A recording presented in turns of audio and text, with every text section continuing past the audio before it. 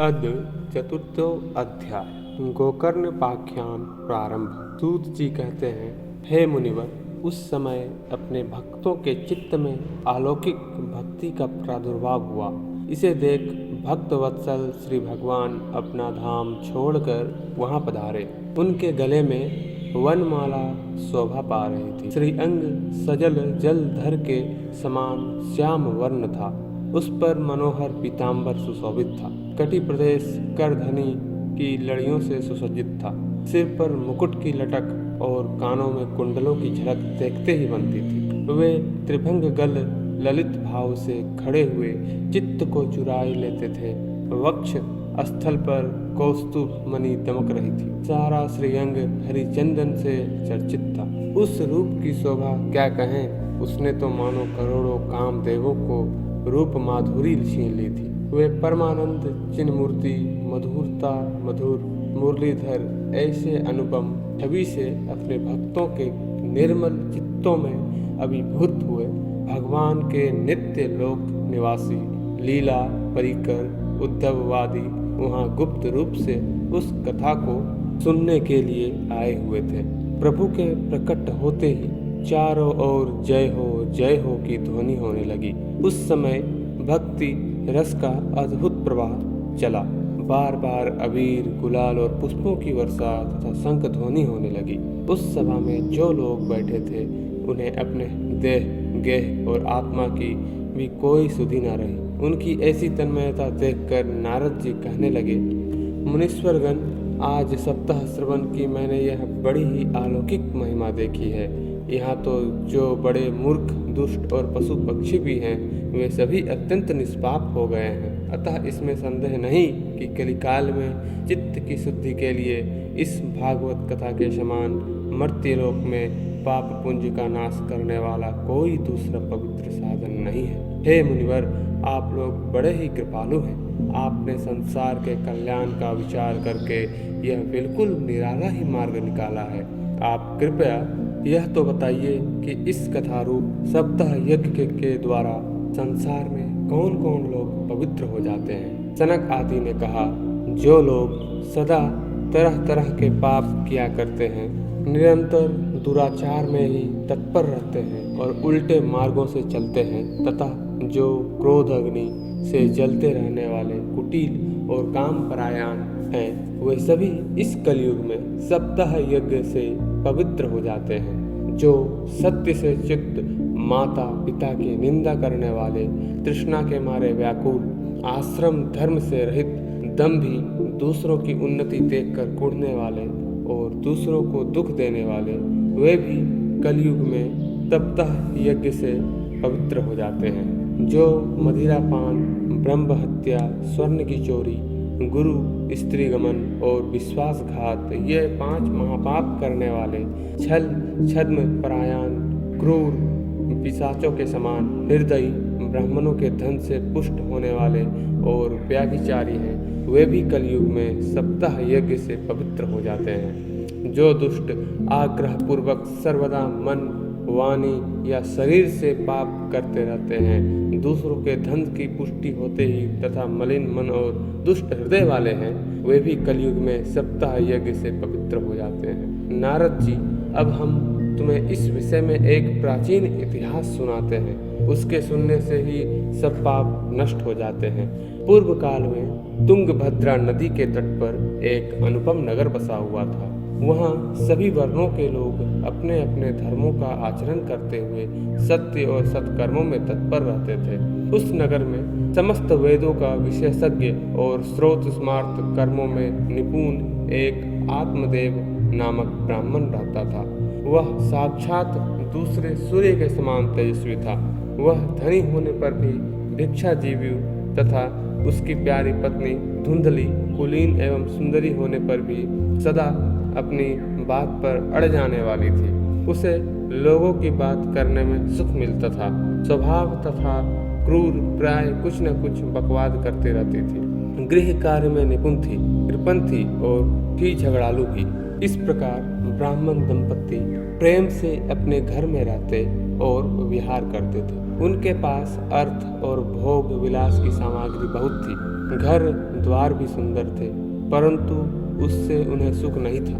जब अवस्था बहुत ढल गई तब उन्होंने संतान के लिए तरह तरह के पुण्य कर्म आरंभ किए और वे दिन दुखियों के गौ, पृथ्वी, स्वर्ण और वस्त्रादि दान करने लगे।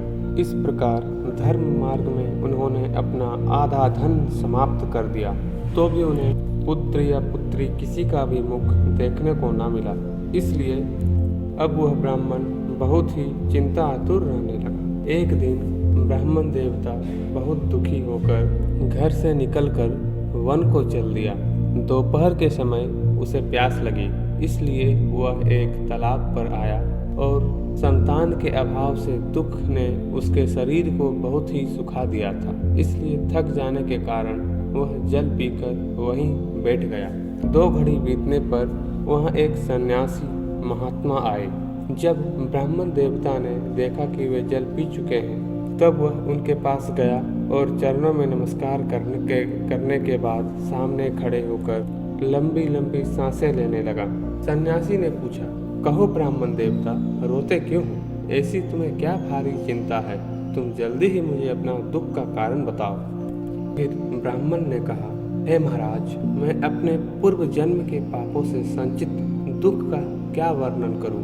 अब मेरे पितर मेरे द्वारा दी हुई जलांजलि के जलों को अपनी चिंता जनित सांसों से कुछ गर्म करके पीते हैं। देवता और ब्राह्मण मेरा दिया हुआ प्रसन्न मन से स्वीकार नहीं करते।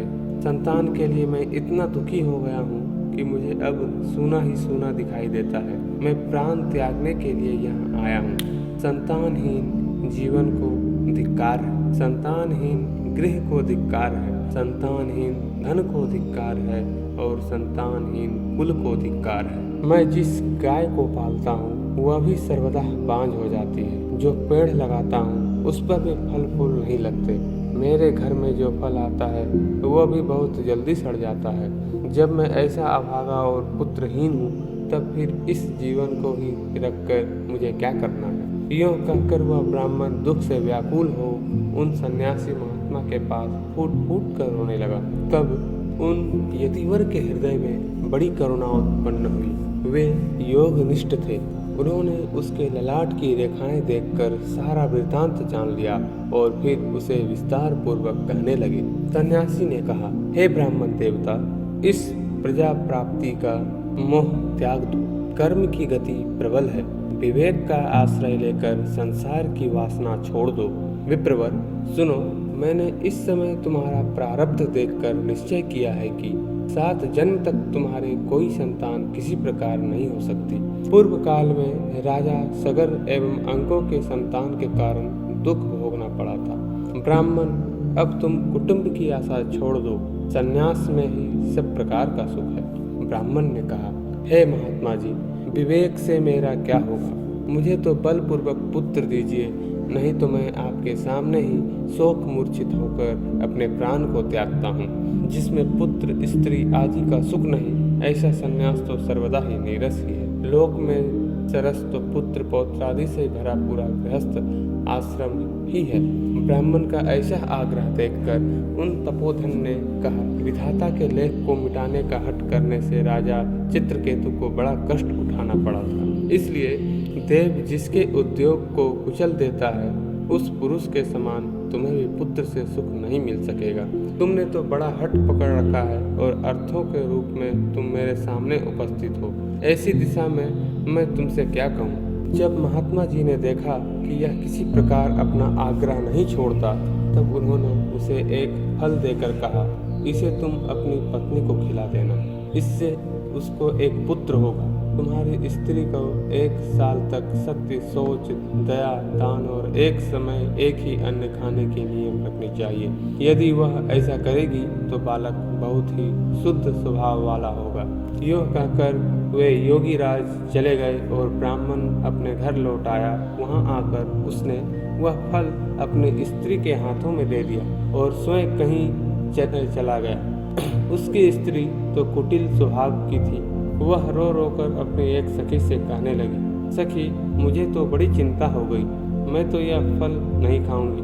फल खाने से गर्भ रहेगा और गर्भ से पेट पड़ जाएगा, फिर कुछ खाया पिया जाएगा नहीं, इससे मेरी शक्ति छीन हो जाएगी। तब बता घर का धंधा कैसे होगा?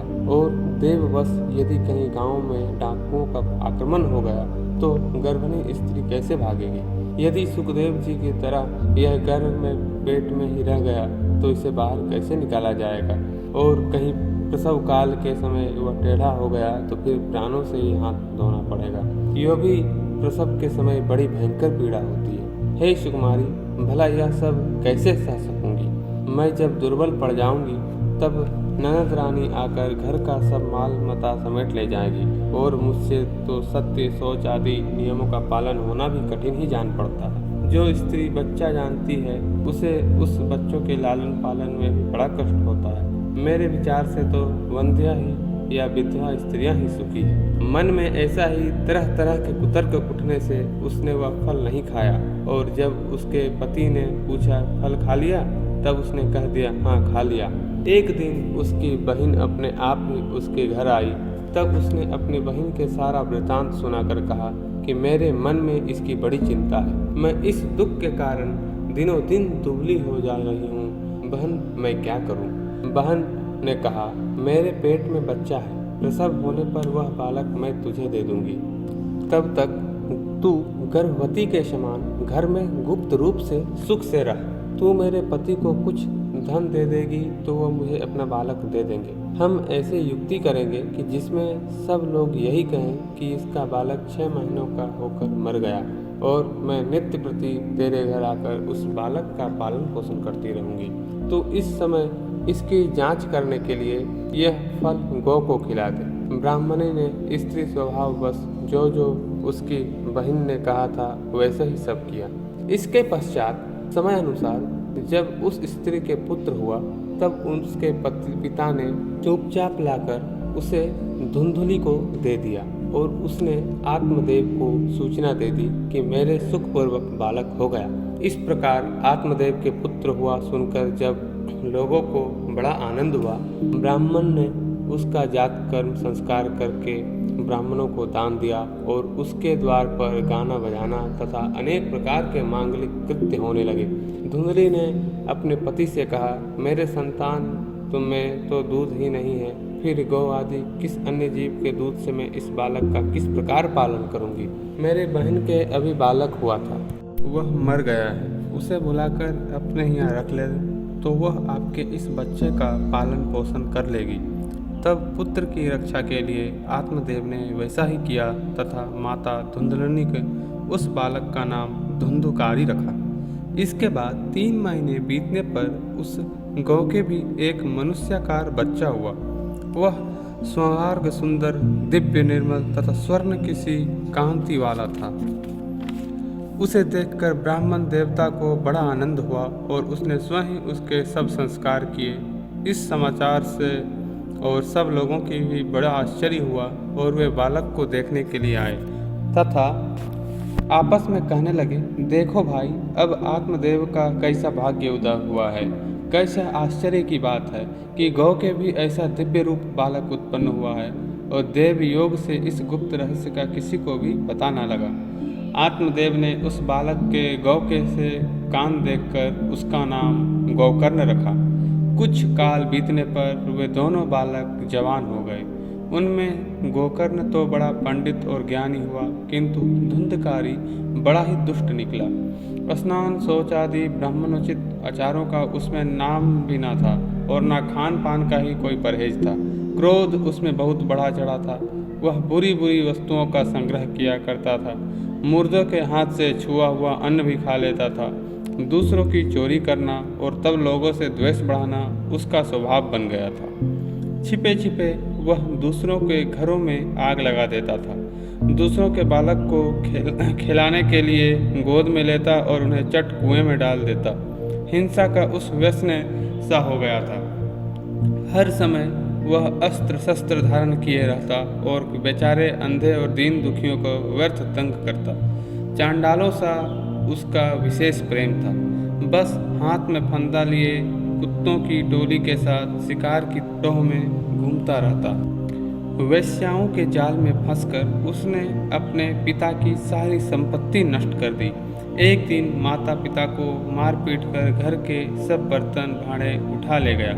इस प्रकार जब सारी संपत्ति स्वाहा हो गई, तब उसका कृपण पिता फूट फूट कर रोने लगा और बोला, इससे तो इसकी माँ का बांझ रहना ही अच्छा था। कुपुत्र तो बड़ा ही दुखदाई होता है। अब मैं कहाँ रहूं, कहाँ जाऊं? मेरे इस संकट को कौन काटेगा? हाय, मेरे ऊपर तो बड़ी विपत्ति आ पड़ी है।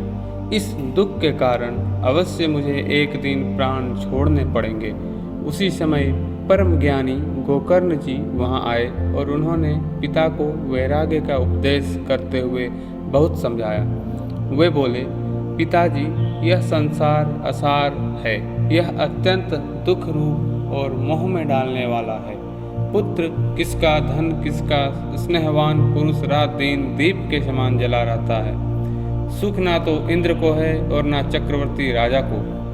दुख है तो केवल विरक्त एकांत जीवी मुनि को। यह मेरा पुत्र है, इस अज्ञान को छोड़ दीजिए। मोह से नरक की प्राप्ति होती है। यह शरीर तो नष्ट होगा ही, इसलिए सब कुछ छोड़कर वन में चले जाइए। गोकर्ण के वचन सुनकर आत्मदेव वन में जाने के लिए तैयार हो गया और उनसे कहने लगा, बेटा, वन में रहकर मुझे क्या करना चाहिए, यह मुझ में विस्तार पूर्वक कहो। मैं बड़ा मूर्ख हूँ। अब तक कर्मवश स्नेह पास में बंधा हुआ अपंग की भांति इस घर रूप अंधेरे कुएं में ही पड़ा रहा हूँ। तुम बड़े दयालु हो, इससे मेरा उद्धार करो। गोकर्ण ने कहा, पिताजी, यह शरीर हड्डी, मांस और रुधिर का पिंड है। इसे आप मैं मानना छोड़ दें और स्त्री पुत्र आदि को अपना कभी ना मानें। इस संसार को रात दिन क्षण भंगुर देखें। इसकी किसी भी वस्तु को अस्थायी समझकर उसमें राग ना करें। बस एकमात्र वैराग्य रस के रसिक होकर भगवान की भक्ति में लगे रहें। भगवंदज ही सबसे बड़ा धर्म है। निरंतर उसी का आश्रय लिए रहें। अन्य सब प्रकार के लौकिक धर्मों से मुख मोड़ लें। सदा साधु जनों का सेवा करें।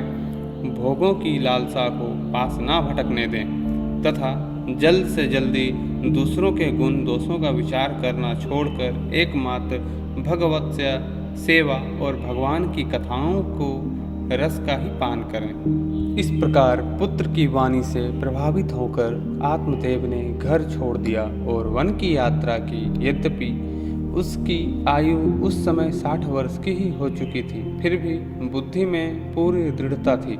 वहाँ रात दिन भगवान की सेवा पूजा करने से और नियम पूर्वक भागवत के 10 स्कंध पाठ करने से उसने भगवान श्री कृष्णचंद्र को प्राप्त कर लिया। अतः श्री पद्मपुराणे उत्तरखंडे श्रीमद्भागवत महात्म्ये विप्रमोक्षः नाम 4th अध्याय सम्पूर्णमस्तु।